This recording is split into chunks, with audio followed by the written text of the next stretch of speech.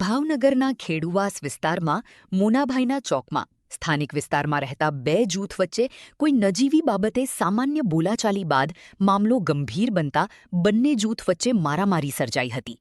આ ઘટનાની જાણ થતાં પોલીસ મસમોટો કાફલો ઘટના સ્થળે દોડી ગયો હતો.